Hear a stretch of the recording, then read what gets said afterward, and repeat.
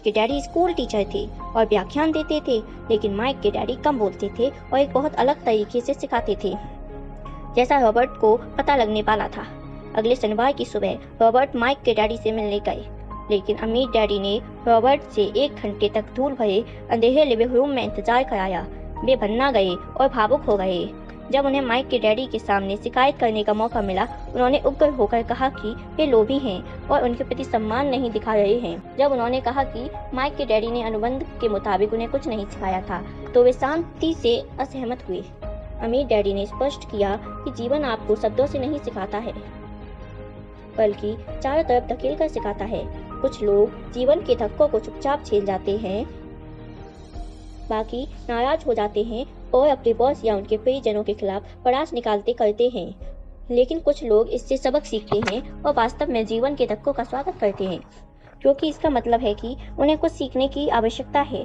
जो लोग यह सबक नहीं सीखते, वे जीवन भर हर व्यक्ति को दोष देते रहते हैं और किसी बड़े अवसर का इंतजार करते हैं, या सुरक्षित खेलने और कभी जोखिम न लेने या बड़ी जीत हासिल न करने का निर्णय लेते हैं। उन्होंने रॉबर्ट को बताया कि वे और माइक पहले लोग थे जिन्होंने उनसे कभी पैसे बनाने का तरीका सीखना चाहा था। उनके पास 150 से ज़्यादा कर्मचारी थे और हालांकि उन्होंने नौकरी मांगी थी, लेकिन उन्होंने रॉबर्ट और माइक की तरह कभी ज्ञान नहीं मांगा था। इसलिए अमीर डैडी ने जीवन की तरह सिखाने की कोशिश में लड़कों को थोड़ा आस-पास दिखाया। रॉबर्ट ने पूछा कि उन्होंने क्या सबक सीखा, सिवाय इसके कि अमीर डैडी औचे थे और अपने कर्मचारियों का शोषण करते थे। अमीर डैडी ने इस बात पर उन्हें चुनौती दी और कहा कि ज़्यादातर लोग दूसरों को दोष देते हैं, जबकि वास्तव में उनका देखने का तरीका ही समस्या होता है।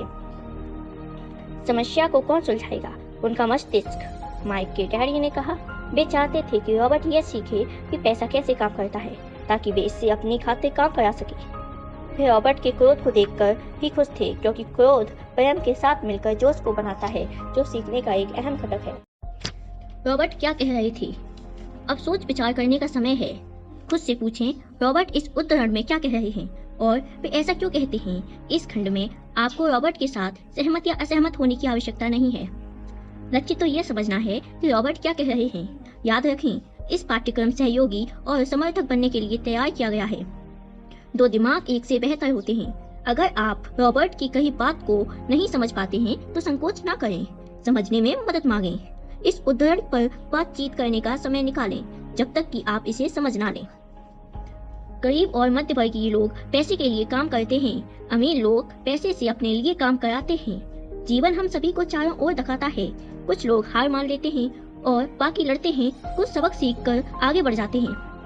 वे इस बात का स्वागत करते हैं कि जीवन उन्हें चारों ओर धका रहा है। मुझे दोष देना और यह सोचना छोड़ दें कि मैं समस्या हूँ।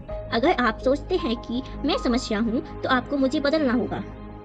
अगर आपको यह एहसास होता है कि आप ही समस्या हैं, तो आप खुद को बदल सकते हैं, कुछ सीख सकते हैं और ज़्यादा बुद्धिमान बन सकते हैं।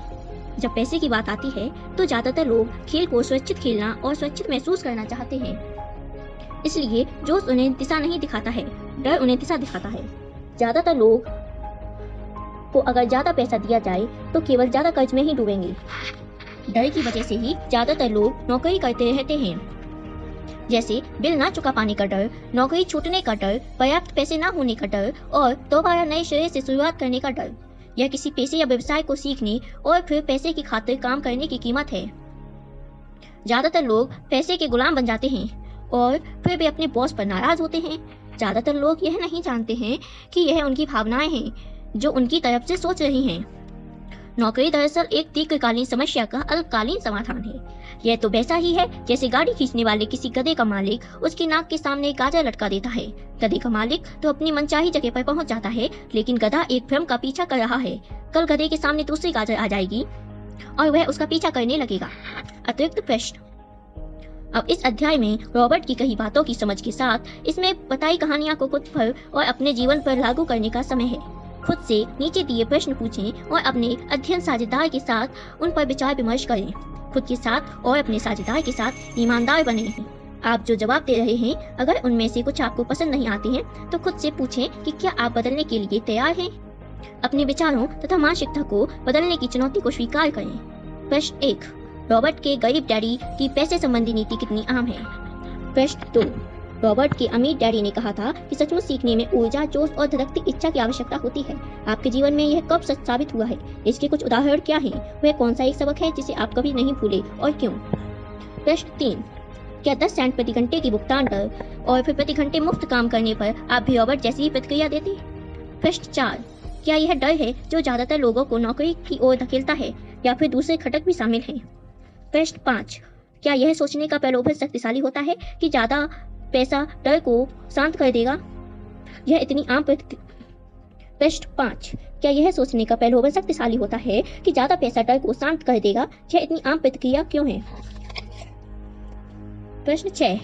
आपके जीवन का एक उदाहरण कौन सा है जब आपने अपनी भावनाओं से प्रतिक्रिया की? वह समय कौन सा है जब आपने अपनी भावनाओं का अवलोकन किया और चेतन होकर अपने विचार चुने? प्रश्न 7। डर और लोभ को नियंत्रित करने वाले भावों के प्रति कौन ज्यादा अतिसंवेदनशील होते हैं, अमीर या गरीब? आप ऐसा क्यों सोचते हैं? प्रश्न 8। क्या आप सोचते हैं कि ज्यादातर लोगों को इस बात का एहसास है कि वे चूहा दौड़ में अटके हैं? क्यों या क्यों नहीं? सबक 2, अध्याय 2, आर्थिक साक्षरता क्यों सिखाएं?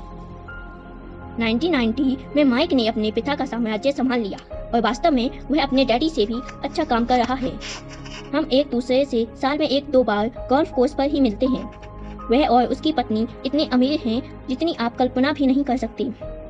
अमीर डैडी का साम्राज्य बेहतरीन हाथों में है और माइक अपने बेटे को अपनी गद्दी संभालने के लिए उसी तरह तैयार कर रहा है जिस तरह उसके डैडी ने हमें तैयार किया था।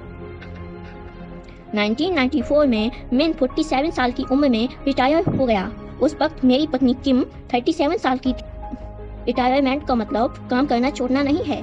हमारे लिए इसका यह मतलब है कि जब तक अप्रत्याशित बहुत बड़ी अनहोनियां ही ना हो जाएं, तब तक हम काम करने या ना करने के लिए स्वतंत्र हैं और हमारी दौलत अपने आप आगे बढ़ती है तथा मुद्रास्फीति की दर से ज्यादा तेजी से बढ़ती है। हमारी संपत्तियां इतनी बड़ी हो चुकी हैं कि खुद ही विकास कर सकती हैं। यह किसी पेड़ को लगाने जैसा है। आप बरसों तक इसे पानी देते रहते हैं और फिर एक दिन इसे आपकी आवश्यकता नहीं रह जाती। इसकी जड़ें जमीन में पर्याप्त गहराई तक जम चुकी होती हैं। फिर पेड़ आपके आनंद के लिए छाया प्रदान करता है। माइक ने साम्राज्य चलाने का निर्णय लिया और मैंने रिटायर होने का। जब भी मैं लोगों के समूह के सामने बोलता हूँ तो वे मुझसे अक्सर पूछते हैं कि मेरे हिसाब से उन्हें क्या करना चाहिए। मैं कैसे शुरू करूँ? क्या कोई ऐसी पुस्तक है जिसे पढ़ने की आप सलाह देंगे? मुझे अपने बच्चों को तैयार करने के लिए क्या करना चाहिए? कामयाबी का आपका रहस्य क्या है? मैं लाखों करोड़ों कैसे कमा सकता हूँ? जब भी मैं इनमें से कोई सवाल सुनता हूँ तो मुझे नीचे दी गई कहानी याद आती है। कहानी सबसे अमीर व्यवसायी। 1923 में हमारे सबसे महान नेताओं और सबसे अमीर व्यवसायियों का समूह शिकागो में एज वाटर बीच होटल में मिला। उनके बीच चार्ल्स श्वाब थे जो सबसे बड़ी स्वतंत्र स्टील कंपनी के मुखिया थे। सैमुअल इंसुल थे जो संसार की सबसे बड़ी यूटिलिटी कंपनी के प्रेसिडेंट थे। हॉवर्ड हॉब्सन थे जो सबसे बड़ी गैस कंपनी के मुखिया थे। आइवर क्रूजर थे जो उस वक्त विश्व की सबसे बड़ी कंपनियों में से एक इंटरनेशनल मैच कंपनी के प्रेसिडेंट थे। लियोन फेजियर थे जो बैंक ऑफ इंटरनेशनल सेटलमेंट्स के प्रेसिडेंट थे। रिचर्ड वेटनी थे जो न्यूयॉर्क स्टॉक एक्सचेंज के प्रेसिडेंट थे। आर्थर कॉटन और जेसे लिवरमोर थे जो शेयर बाजार के 2 दिग्गज साहसी खिलाड़ी थे। अल्बर्ट हॉल थे जो राष्ट्रपति हार्डिंग के कैबिनेट मंत्री थे। 25 साल बाद इनमें से 9 दिग्गजों के जीवन का अंत इस तरह हुआ। श्वास 5 साल तक उधार के पैसों पर जिंदा रहने के बाद कंगाल मरे। इंसुल विदेश भूमि पर गरीबी की हालत में दिवंगत हुई और क्रूजर तथा कॉटन भी दिवालिया मरे। व्हिटनी और अल्बर्ट हॉल को जेल से छोड़ दिया गया और फेजियर तथा लिवरमोर ने आत्महत्या कर ली। मुझे नहीं लगता कि कोई भी ठीक ठाक बता सकता है कि इन लोगों के साथ दरअसल क्या हुआ, लेकिन हम अनुमान लगा सकते हैं। अगर आप 1923 पर गौर करें तो आपको दिख जाएगा कि यह 1929 की शेयर बाजार की भारी गिरावट और महामंदी के ठीक पहले का समय था। मुझे लगता है कि इन दोनों घटनाओं का इन लोगों और इनके जीवन पर भारी असर पड़ा होगा। मुद्दे की बात यह है, ये लोग जिस युग में रहे थे, आज हम उससे ज़्यादा बड़े और तीव्र परिवर्तन के दौर में रह रहे हैं। मुझे लगता है कि आने वाले सालों में कई उतार चढ़ाव आएंगे जो इन लोगों के युग में आए उतार चढ़ावों जैसे ही होंगे। मुझे इस बात की चिंता है कि बहुत सारे लोगों का ध्यान पैसे पर तो बहुत ज़्यादा केंद्रित है,